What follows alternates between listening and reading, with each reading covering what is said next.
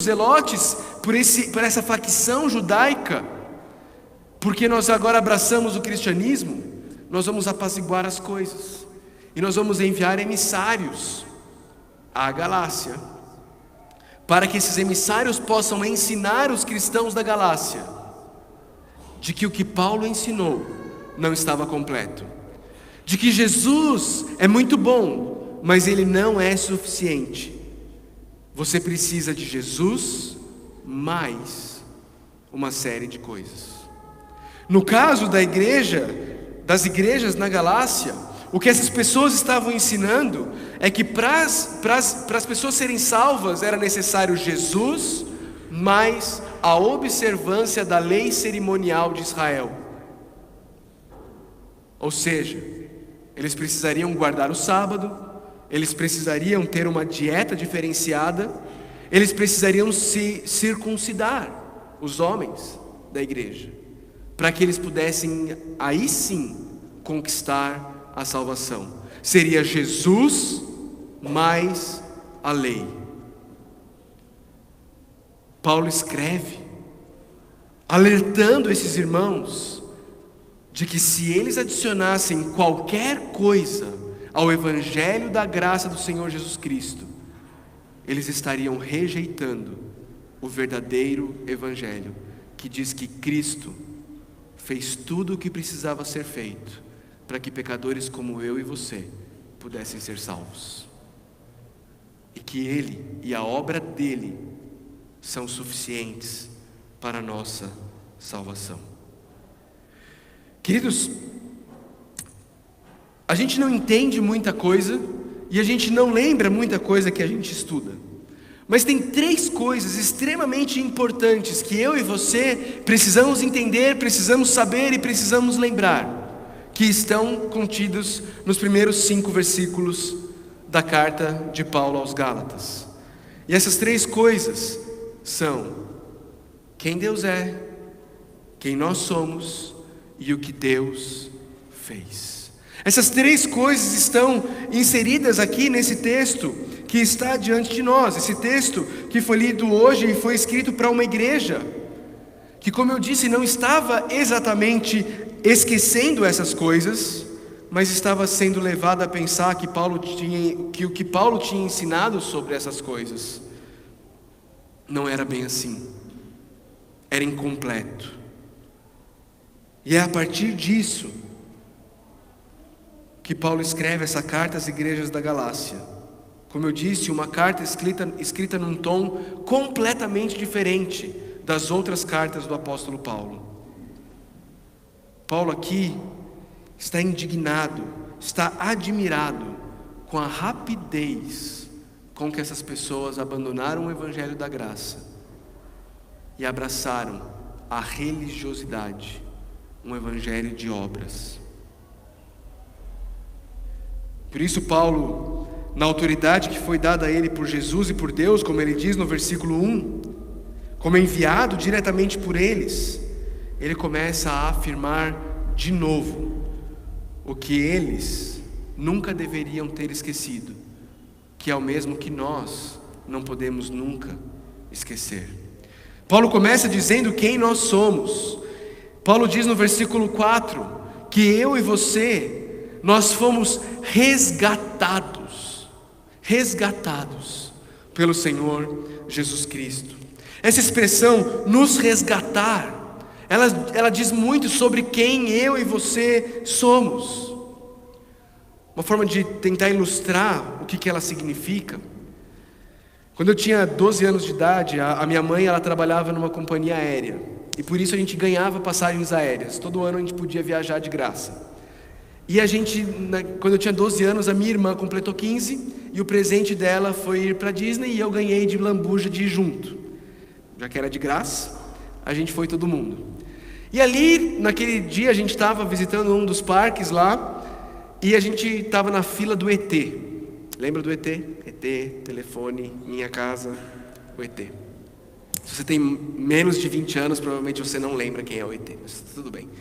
A gente estava na fila do brinquedo do ET, e ao lado da fila do brinquedo do ET tinha um playground. E eu falei para minha mãe assim: mãe, eu vou só ali no playground e eu já volto. A fila era enorme, muita gente na fila. Ia durar muitos e muitos e muitos minutos. Então eu fui um pouquinho lá no playground, e quando eu voltei, a minha mãe não estava lá, a minha irmã não estava lá, a amiga da minha irmã que tinha ido com a gente também não estava lá, e mais ninguém da fila estava lá, não é? E era muita gente, e eu fiquei apavorado. Eu estava num país que não era o meu, numa língua que eu não conseguia me comunicar, sem saber onde minha mãe estava, sem saber onde minha irmã estava, e 200 pessoas mais ou menos ali daquela fila, haviam basicamente desaparecido de um instante para outro, e eu não tinha mais ninguém. A única coisa que eu sabia naquele momento era que eu estava perdido. E eu não tinha em mim nenhuma capacidade de solucionar o meu problema. Eu precisava ser resgatado. Não adiantaria se alguém chegasse para mim, entregasse um mapa e apontasse assim: ó, aqui ó, Brasil é aqui. Não ia resolver. Eu não teria como fazer esse caminho, eu não teria como voltar para casa. Eu não sabia como fazer isso, eu não tinha como fazer isso. Eu estava num parque enorme, lotado, longe da minha casa, num país onde eu não conseguia me comunicar com ninguém. Eu estava perdido e era incapaz de me salvar. Eu precisava ser resgatado. Queridos, tudo isso está embutido nessa expressão, nos resgatar. Eu e você, nós estávamos perdidos e nós éramos incapazes de nos tirar desta situação de perdição. Talvez uma outra forma de ilustrar seja o momento quando eu tinha 3 anos de idade e eu caí numa piscina. Eu não sabia nadar, eu não tinha o que fazer, eu não tinha como me salvar. Eu precisava ser resgatado.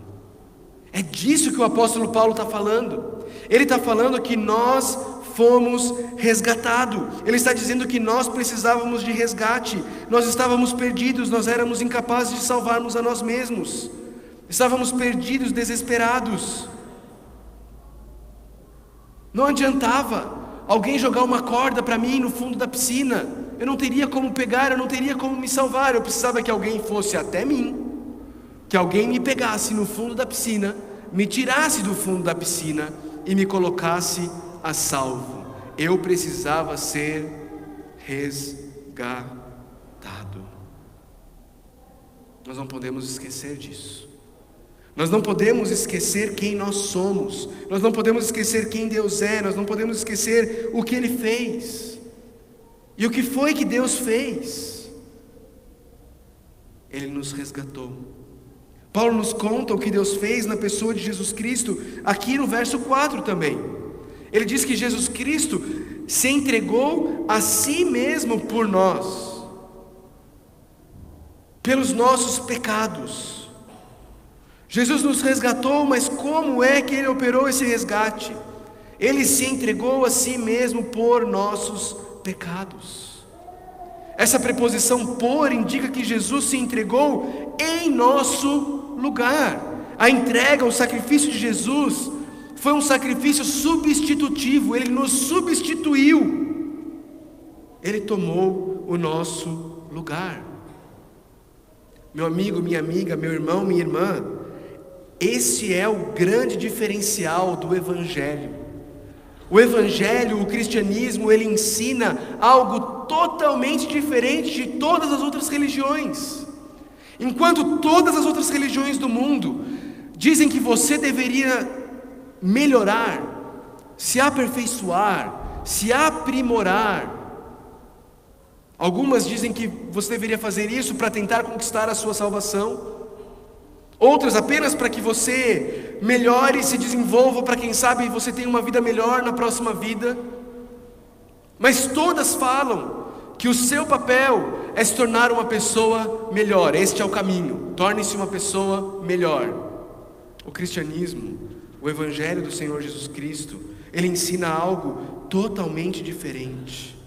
Ele ensina que não apenas você não vai salvar a você mesmo, mas que você é incapaz de fazê-lo. Ele ensina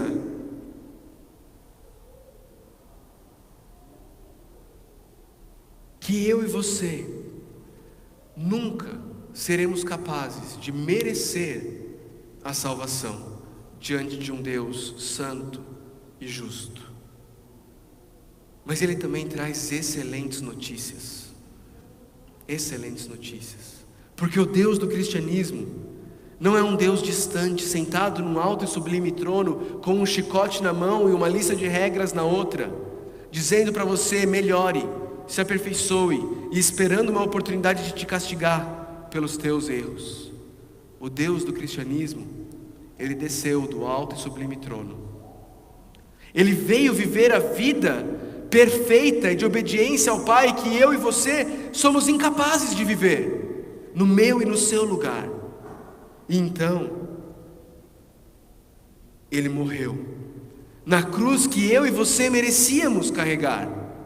Ele carregou no meu e no seu lugar, pagando o preço do meu e do seu pecado, levando o peso da minha e da sua culpa, da minha e da sua punição, pelo meu e pelo seu pecado, fazendo tudo o que precisava ser feito para que pecadores como eu e você pudéssemos ser salvos, pudéssemos ter um relacionamento íntimo e pessoal com o Deus Criador do universo, não com base nos nossos méritos, não com base na nossa conquista, no que nós fomos capazes de fazer, em como nós nos aperfeiçoamos, a ponto de Deus olhar para a gente e falar assim: uau, agora sim, vem para o meu time. Não, Ele sabe que nós não conseguimos, Ele sabe que nós não temos como fazê-lo, por isso Ele veio e Ele fez. Ele nos resgatou ao se entregar a si mesmo por nossos pecados. Perceba, queridos, e entenda bem, Jesus não comprou para a gente o direito da gente tentar de novo.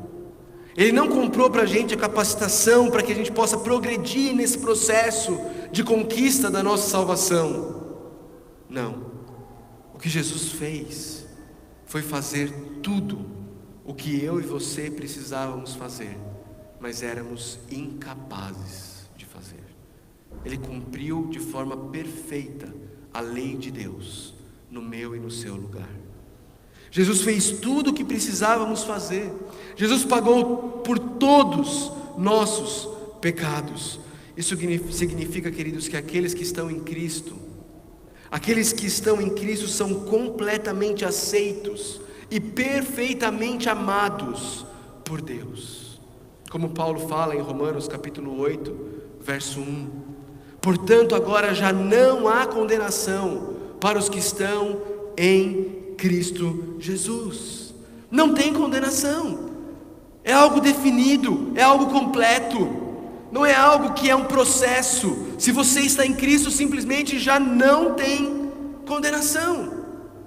Acabou. Você foi julgado e você foi inocentado. Por quê? Porque você é inocente? Não. Mas porque Cristo pagou a culpa do meu e do seu pecado. Isso é o que Cristo fez, isso é o que Jesus fez. Mas o que o texto nos diz sobre o que Deus Pai fez?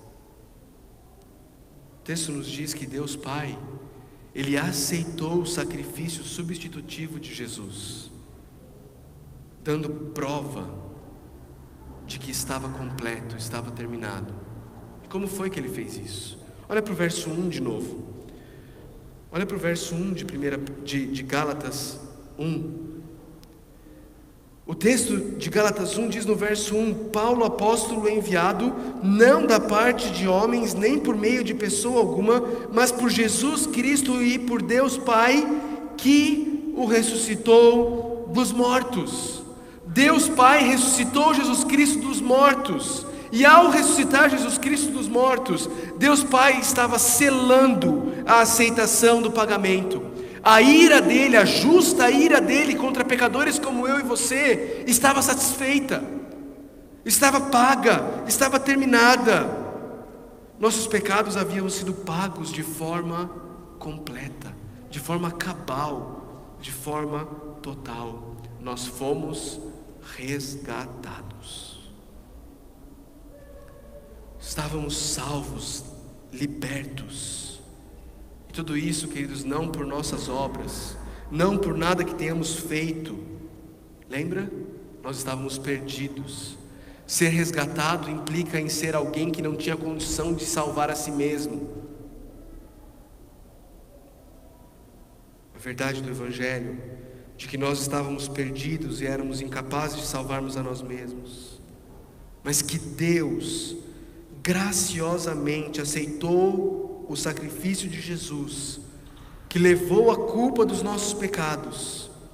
Isso deve gerar profunda humildade em quem experimentou isso daqui.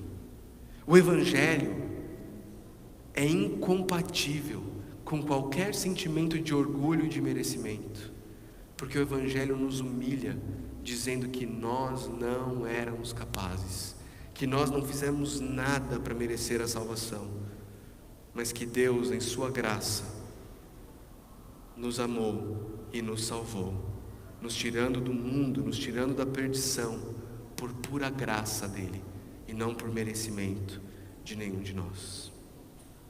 Além de servir para nos salvar das consequências do pecado, queridos, o Evangelho também serve para nos trazer uma visão correta de quem nós somos. E por último, o Evangelho transforma nossos objetivos e propósitos de vida. O texto nos diz que enquanto nós estávamos perdidos, nós vivíamos para a nossa própria glória. Nós queríamos a nossa fama, o nosso reconhecimento, a nossa apreciação, mas agora aqueles que receberam graça e paz da parte de Deus, eles já não vivem mais para a sua própria glória. Mas os versos 4 e 5 dizem que nós vivemos para a glória de Deus.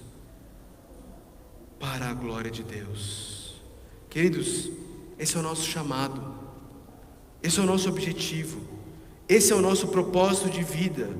Se você já é um cristão, saiba o motivo do seu viver, a razão da sua existência é a glória de Deus. Você se levanta a cada dia de manhã, sai da sua cama e vai trabalhar, para que você possa glorificar a Deus, através das diversas atividades que Ele tem te proporcionado e capacitado para exercer. Esse é o motivo do nosso viver. O apóstolo Paulo, quando ele escreve aos Coríntios, ele diz assim: quer vocês comam, bebam ou façam qualquer outra coisa, façam tudo para a glória de Deus. O Evangelho muda a razão da nossa existência. Nós deixamos de ser centrados em nós mesmos e agora somos centrados em Deus. E à medida que somos centrados em Deus, naturalmente começamos a servir e amar ao próximo, porque nós já não somos o centro. Nós já não somos o centro. O centro é Deus. Queridos, se você já é um cristão, se você está em Cristo, se você experimentou dessa graça salvadora, saiba, você estava afundando num oceano de pecado e de culpa.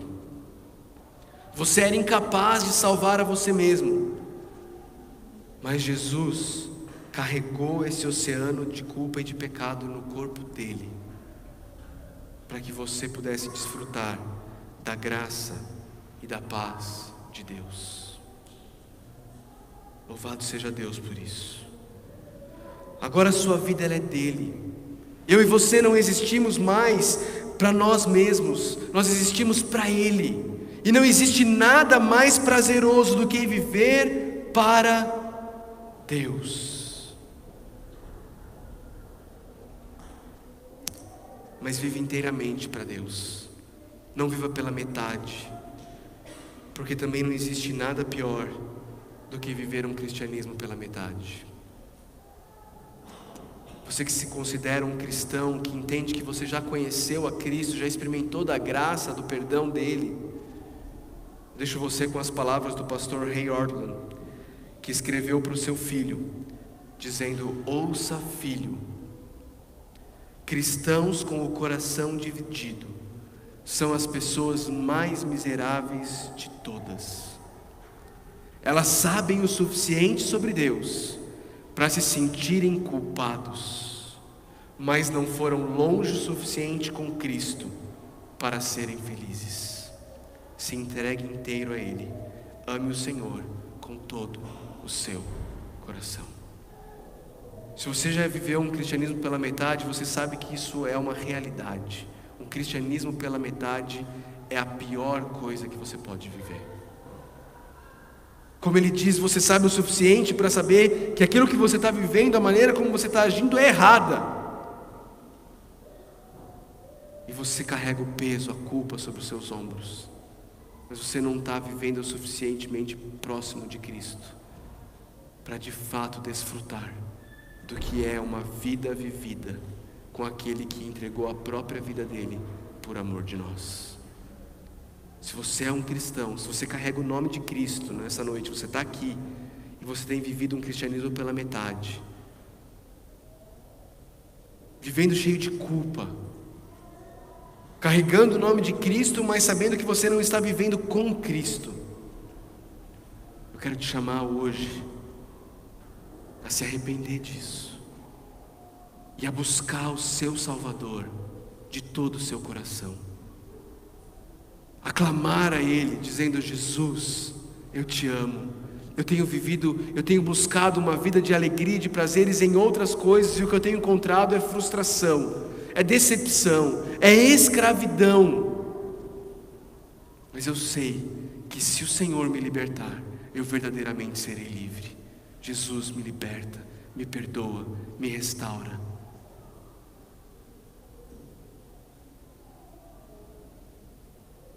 Quando Jesus Cristo esteve encarnado, Ele contou uma história, uma parábola do filho pródigo.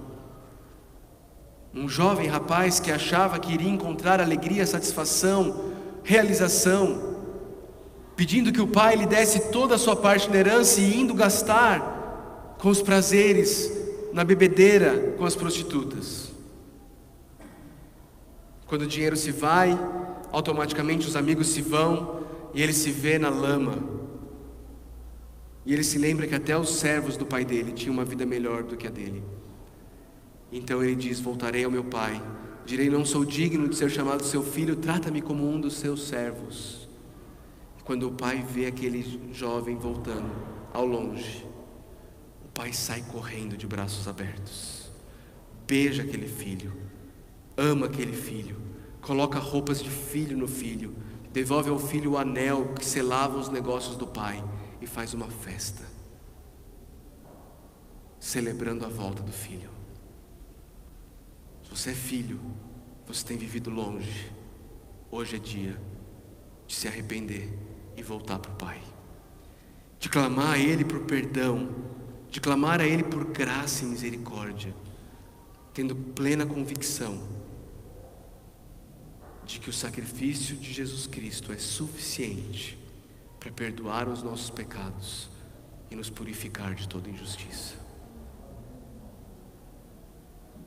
Agora, se você está aqui ainda nessa noite, você não se considera um cristão, você não entendeu ainda a mensagem do Evangelho, talvez você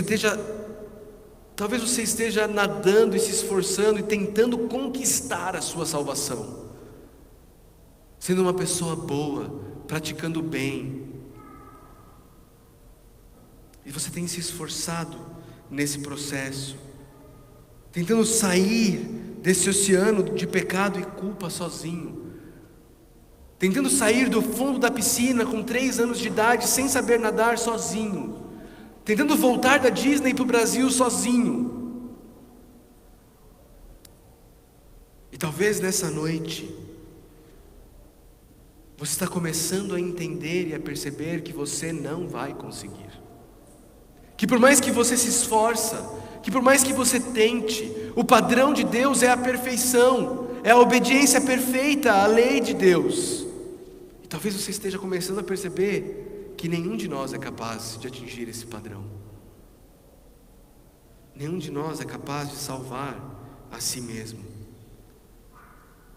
A minha mensagem para você nessa noite, a mensagem de Paulo para você nessa noite, a mensagem de Deus para você nessa noite, é de que Jesus Cristo já fez tudo o que precisava ser feito para que você fosse resgatado, salvo, perdoado, justificado por Deus, adotado como filho amado. Não depende de você, depende única e exclusivamente de Jesus Cristo, e Ele já fez tudo o que precisava ser feito. A mesma parábola do filho pródigo diz que o filho mais velho, o filho que permaneceu ao lado do pai, o filho que obedecia a tudo que o pai mandava ele fazer, chega em casa na hora que o pai está fazendo um churrascão, comemorando a volta do filho, matou um novilho gordo, tem uma festa. E ele chega em casa e ele fica revoltado com o que está acontecendo. E ele diz para o pai: eu estive todos esses anos ao seu lado, te obedecendo, e você nunca matou nem uma vaquinha magra para mim. O que Jesus está querendo mostrar é que aquele filho mais velho obedecia ao pai, esperando que o pai fizesse algo em troca da obediência dele. E ele fica bravo e ele diz: mas quando esse teu filho volta, você mata o novilho gordo para ele. E ele se recusa a entrar na festa. Talvez você seja esse filho mais velho. Talvez você seja essa pessoa tentando comprar o favor do pai, tentando garantir que o pai vá te abençoar por causa da sua obediência, de como você é uma pessoa boa. A Bíblia, a carta aos Gálatas, os evangelhos todos têm uma má notícia e uma boa notícia para você. A má notícia é que você nunca vai conseguir, porque é impossível conquistar a sua própria salvação. Não depende de nós, não tem como a gente fazer isso. Somos crianças de 3 anos afogando numa piscina, num oceano de culpa e pecado. Em Romanos, o apóstolo Paulo diz que todos se extraviaram, não há quem entenda, não há quem busque a Deus, a uma se fizeram inúteis. O apóstolo Paulo diz na carta aos Romanos que o salário do pecado é a morte, mas ele também diz que o dom gratuito de Deus é a vida eterna em Cristo Jesus, por causa de Cristo Jesus. A boa notícia para você é que Jesus Cristo foi perfeito no seu lugar e pagou o preço do seu pecado. E o chamado dele para você está lá no Evangelho, em Marcos capítulo 1, versículo 15. As primeiras palavras registradas de Jesus Cristo em todo o Evangelho, onde Jesus diz: o tempo é chegado, o reino de Deus está próximo. Arrependa-se e creia nas boas novas. Sabe o que a palavra evangelho quer dizer? Boas novas, boas notícias. Esse é o chamado de Jesus. O chamado de Jesus é esse. O apóstolo Paulo diz que se você crer em seu coração que Jesus Cristo ressuscitou dentre os mortos, e com os seus lábios confessar que Ele é Senhor, você será salvo. Você tem 2 opções, como os Gálatas tinham 2 opções. Uma é continuar achando que você vai conquistar a sua salvação, tentando ser uma pessoa melhor, e com isso rejeitar o que Jesus Cristo fez na cruz do Calvário. Porque se eu salvo a mim mesmo através dos meus méritos, me tornando uma pessoa melhor, então o sacrifício de Jesus foi em vão. Ele morreu à toa, ele não precisava morrer. Era só ele nos dar esse exemplo de uma pessoa boa para nós seguirmos. então nós salvaríamos a nós mesmos. Essa é uma opção. Rejeitar o sacrifício de Jesus e achar que você vai se salvar. Ou então, eu e você podemos todos os dias das nossas vidas nos humilhar diante de Deus, confessar que somos incapazes, que somos imperfeitos, assinar a nossa declaração de falência espiritual e depositar toda a nossa fé e confiança, não no que nós fazemos, mas no que Jesus Cristo fez na cruz do Calvário. E ao fazer o que Ele fez, Ele concluiu com uma frase: está consumado. Jesus Cristo não disse: dê início ao processo, vão e se esforcem. Foi isso que Ele disse. Ele disse: está consumado. Está consumado. Se arrependa dos seus pecados e creia em Jesus. Pastor, então eu não tenho que fazer coisas boas? Não para ser salvo, mas porque você foi salvo. Isso faz toda a diferença. Eu e você amamos o próximo. Eu e você buscamos servir o próximo. Eu e você buscamos obedecer às leis. Eu e você buscamos amar a Deus com toda a nossa força e ao próximo como a nós mesmos.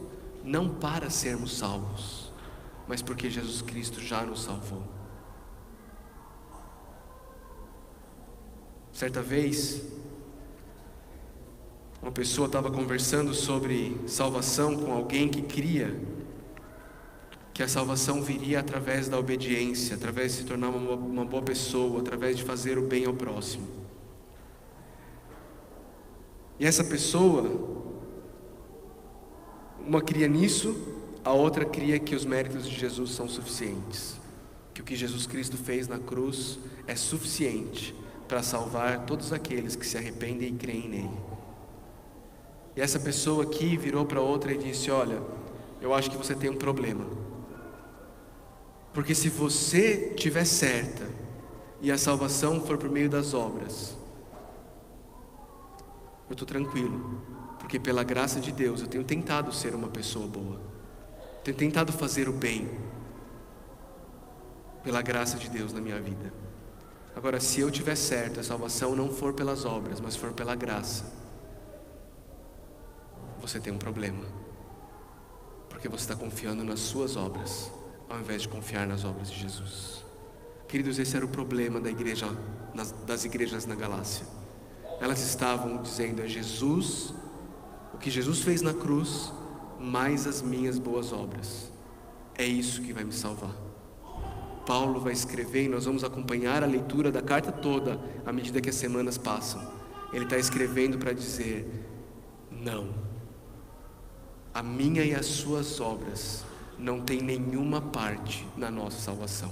Elas são fruto da salvação, elas não são meio de salvação. Que eu e você possamos ter nossos olhos abertos para Jesus, para que nós possamos de fato entender isso e pararmos de achar que nós podemos comprar a salvação diante de Deus. A pergunta do apóstolo Paulo, quando ele escreve aos Efésios, pergunta não, a afirmação, me desculpe. O apóstolo Paulo, quando ele escreve aos Efésios, no capítulo 2, ele diz assim: pela graça vocês são salvos, por meio da fé. Isso não vem de vocês, é um presente de Deus. Então ele diz assim: não por obras, para que ninguém se glorie. Se eu e você fôssemos salvos pelas nossas obras, a glória da nossa salvação seria nós. Deus não divide a glória dele com ninguém, a glória é toda dele. O chamado para mim e para você é que nós tenhamos uma vida de arrependimento e fé, nos arrependendo dos nossos pecados e crendo que Jesus Cristo já pagou o preço e a culpa dele, de todos eles, na cruz do Calvário. Que Deus nos ajude a glorificarmos a Jesus e não a nós mesmos. Santo Deus,